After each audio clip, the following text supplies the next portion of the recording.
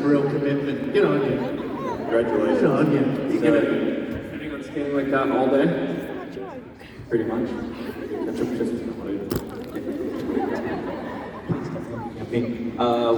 Welcome to the press conference. We know everything. We don't know. There's not one thing that I don't know. Big brain. Got a big brain up here, and this is how I get it out. Ash, I need to get it out somehow. Yeah, externalize your IQ. This is. Yeah. Really use all 79 of that IQ. What's the smallest content? That's good. No, I'm not gonna say That's it. really good. That's great. It's great for a guy that's been in it. How's life here in Birmingham? Talk to me as a group a little bit. Good? Yeah, fucking kicks ass, doesn't it? I love Birmingham. I really do. This place is great. Oh.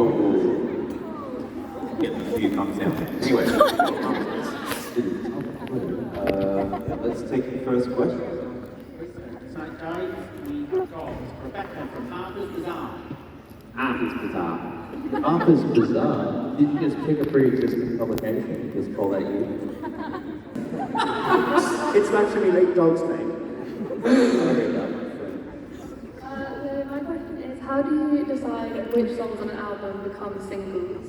Whatever songs I write, I'm singles usually. That's what I'm here. Yeah, he's a singles machine. He has no identity to his mass appeal. Okay.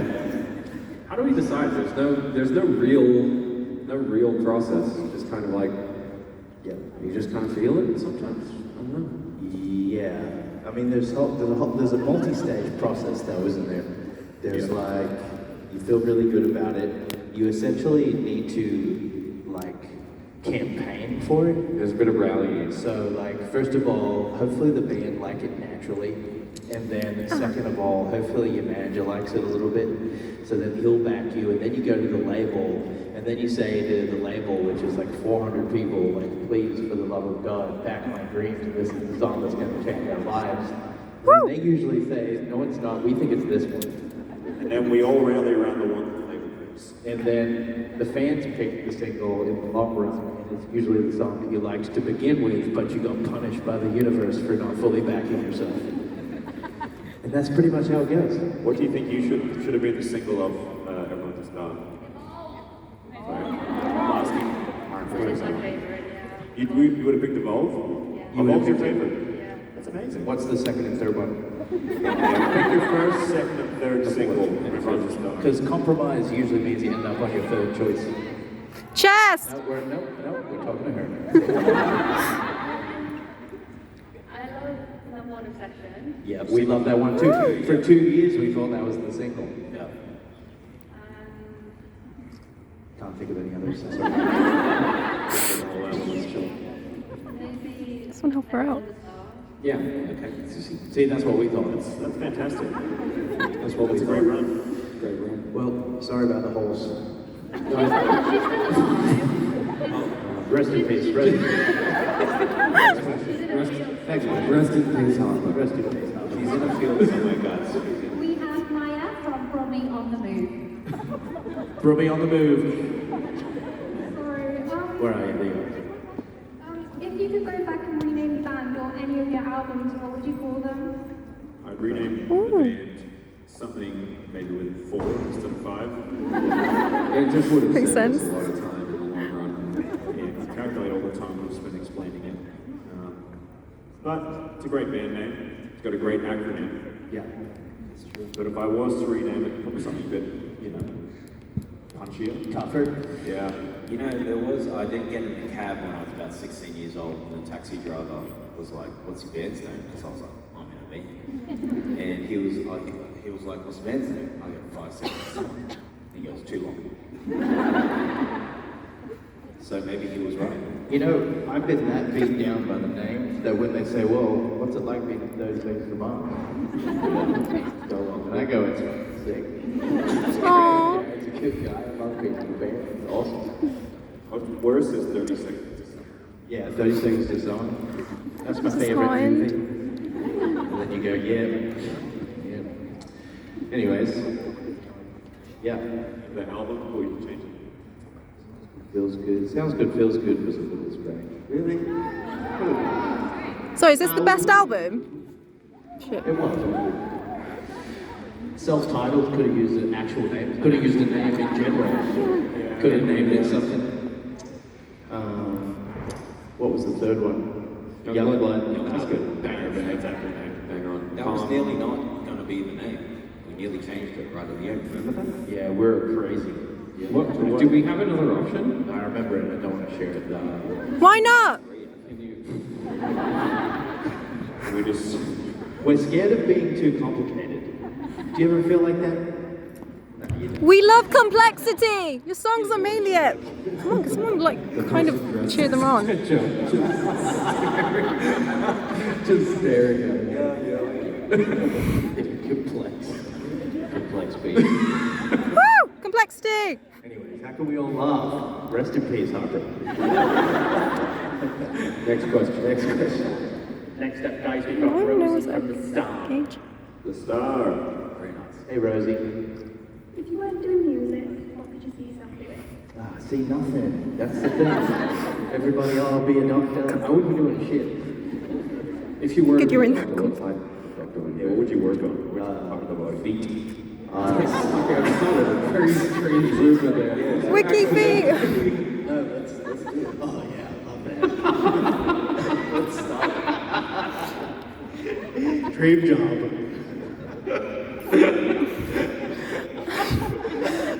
What kind of doctor? You know, I would like to be a psychiatrist. Psychiatrist. Yeah. There's a lot of crazy motherfuckers out there in the world, and I would love to help them. Including you. I love that. Yeah. We've talked about this before. I know, I actually want to go back to school, but it's getting late. Sun's getting real low. You're still young. That degree. So 7 years. 7 years. Oh, wow. Yeah, research. Committed. Sounds like a hiatus. Good luck. Don't worry, I'll do both. There's a lot of downtime backstage. I could have done many things. I'm pretty good at most things. I wanted to be a journalist at some point, much like you guys. Wow. You work for the source, man. Yeah, I do now. Wait, are Best of both worlds. we the publication? Or are they're the publication? Well, But the source is like a conglomerate. We are. An umbrella company. like Will Ferrell was a Lego movie, right? His character. They're not the fuckery, these ones. Because it's a Lego movie? Nope. That's Cool. okay. Now there's 99% of Rotten Tomatoes, so that's fine. Batman Lego movie? Beef LeBoeuf. Someone say it. What have you done, Michael? I got nothing for this answer. I just keep looking at the ketchup. My dad would Beef probably LeBoeuf. be speedy enthusiast. Is it because it's sauce? I get it. I thought it was because you had red hair.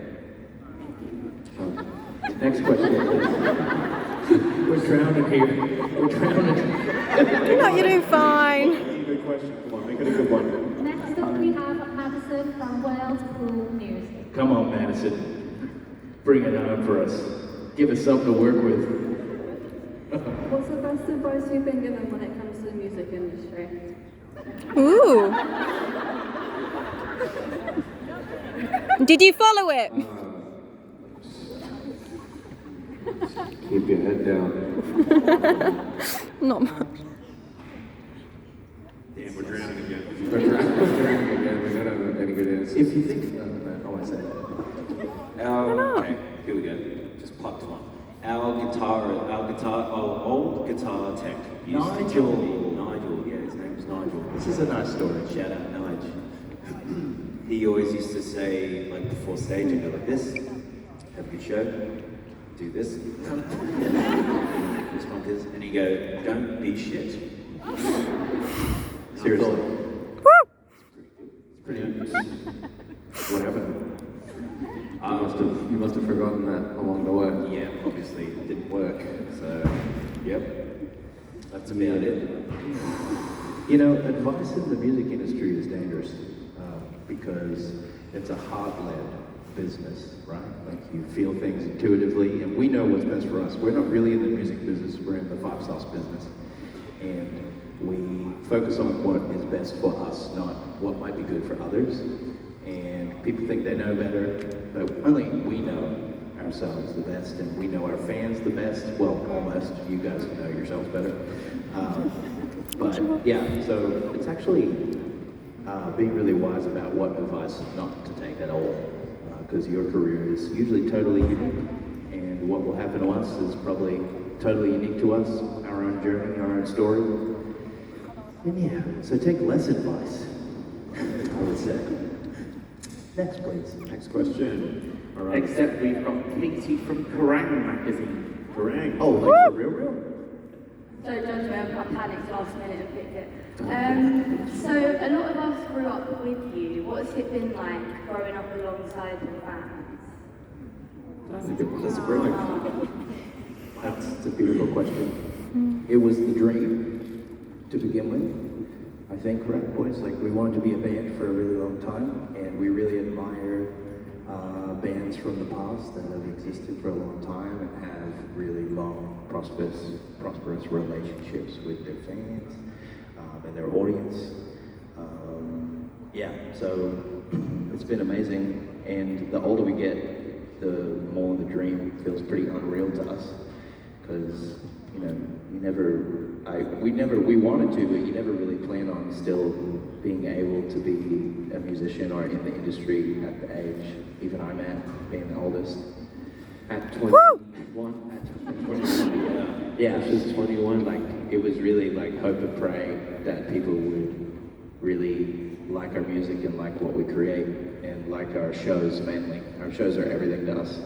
It is funny, like, because obviously we started making music really young, and like the songs we made that our fans were the same age, we sort of, our taste has grown. So it's with a lot of artists or bands, they sort of evolve their sound, and maybe the people listening are not really into it as much because they haven't, you know what I mean? They're not growing up with them. So between like 15 and 25 and then 30, like your music taste changes and evolves. So it's been cool we are lucky enough that our fans are cool. They like all old stuff, but they can sort of grow.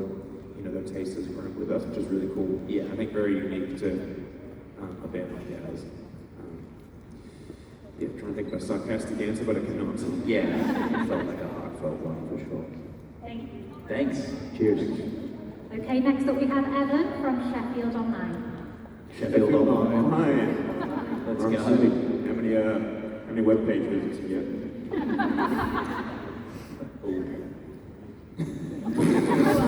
Actually, it already exists, and I kind of forgot that when I said the name. So Oh, shit. Yeah, a lot of people are just pulling other ones out of thin air. You're supposed to make your own.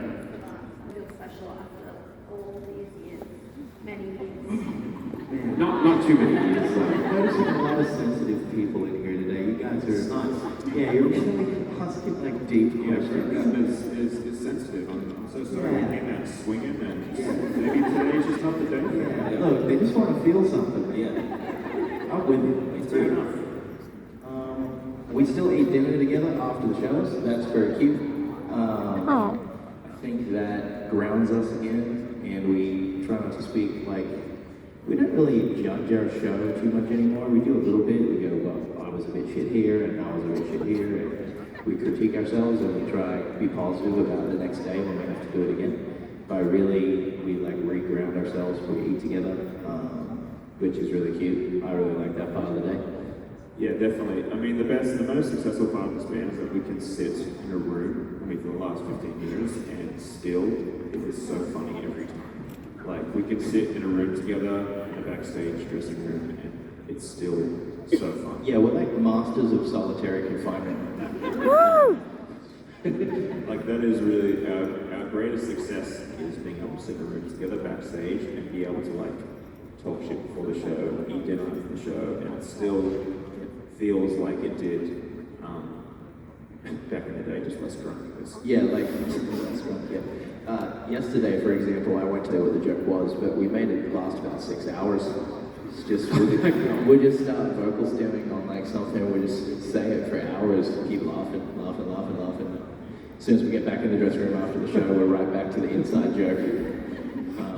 We're just like that, which is, thank God, I know other bands that can't even talk to each other, so we're blessed with that. So there must be so spend so much time together, and then imagine every day after the show we just think of each other. I know. It's exhausting.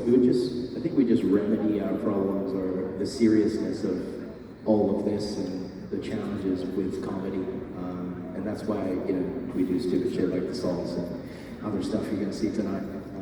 That's our way of dealing with our life. Yeah, imagine if we hated each other. Yeah, imagine. Next one. Next up, boys, it's quoted from Rolling Stone. Again, just copied one. Okay. Good job. So, Are you flexing as the biggest publication here? I know, I'm really busy with time. So, what was your inspiration behind the album?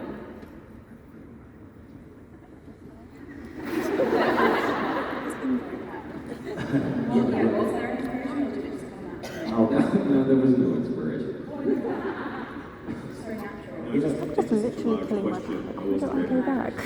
I've already gone a bit. Oh crap, that's why. Blended balls up and like made a juice. You'd be like, this tastes like, 100 different things. Like it's kind of hard. Like every little bit of pain, joy, everything in between, the whole bandwidth of human experience is kind of thrown into the pot of every album. So when people say, can you whittle down what was the theme of the record or what was the inspiration behind it? Really, it's almost impossible because Let's try. Yeah, We'll do our best. Did anyone see our the 5 Seconds of Summer show tour? So kind of for us, that was the most fun we've ever had on tour, and I think we were having. It was really fun to be able to do something that felt like we were kind of like. I don't even know, like I'm trying to use the word like meta. It's almost like the things we were doing were very meta on that tour and how we were sort of like approaching some of the ideas. And I think that going in Error of the Star, we were sort of like trying to find a way to adapt that to an album campaign, because sort of our touring stuff had always kind of lived a little bit separate from that. So we're trying to sort of like match those two and get that feeling of like what was so fun about that tour and like that kind of like made us feel like we would living this like larger than life kind of like exaggerated moments and kind of take it into a tour campaign, take it into an album campaign. And then I think from that kind of idea bled into a bit of the music and how we could create something that felt like, the longer that you're a band, it becomes really hard to be like, does every little decision that we make as a band reflect, each of our ideas as individuals? And so it kind of was nice to be able to create this sort of like identity around who we are on an album campaign. It's kind of like separate from who we are as people. And just kind of like just have fun and like these concepts are like us making fun of our career in a smart way, I guess. Like we're commenting, even like the boy band thing. Obviously, our true fans know that that used to be upsetting to us because it felt belittling or something. So we just didn't quite understand it. Like we spent our whole lives learning instruments, and we wanted to be like a Green Day or whatever fun. And people call us a boy band with a belittling tone. So it was kind of like, that's a good concept where we took that, and if you listen to the language of that song, it kind of pokes at all the things that might have hurt our feelings in the past, but we're turning it into art. And that's kind of what this whole thing is. It's kind of, as Michael said, very meta, very real life, imitating, being put into our art and spat back out in a satirical way, which has been interesting. A lot of you get it, a lot of you don't. And that's cool. It's interesting to see. Like, so this tour is deep for us because it's our album externalized in a performance way. So it's a whole new level for us. So when you see the show, you'll see a lot of that. And it's just really different for us. So. I believe Rolling Stone actually quoted it as it being genius. It's pretty good. Musical genius. You've seen it? Thanks. You've already seen the gig? seen it? What? The show. No, not yet. I've seen videos. Don't get spoilers. Videos. I know, No only. spoilers. Now I'm kept in a secret, man. Is there any other? We have one final question from Ellie from Don't Stop Magazine. Yes. My question is We won't play Don't Stop. which No. worst Uber driver and why? At what? Worst Worst Uber Uber driver. driver Uber driver. and why? Why are you looking at me? I'm counting. You'd be quite good, actually. I think Cal You know when to would be jet, really you know when quiet. not to jet in front of the car. Callum would have both earphones in. Yes, maybe. I offer refreshments, though. What type? Woo! Just one. Mints. Yeah. Maybe a small water. Just a little small Melted. one. You got a tiny little chunk. Yeah, I'm busy. I'm picking up a lot of people today. Making bank, probably. I don't know how good I'd be at it. I don't know if I'd enjoy it that much. I don't know if we're made for that, dude. Yeah, I mean, I'd give it a go, for sure, but Woo! I'm not really into conversation, so. Someone kind of I play engaged the with. music I want to play. The temperature I want. And when I'm done driving, you get out. You're going too far away. I'm not doing that. Yeah, no airport drops. Nah. What about you, Mike? You want to reflect on an alternate reality? Yeah, I don't know. I'm driving up here. Yeah. I just can't stop looking at the ketchup. Should we play a song? Yeah, I would love to, please. Let's play a song.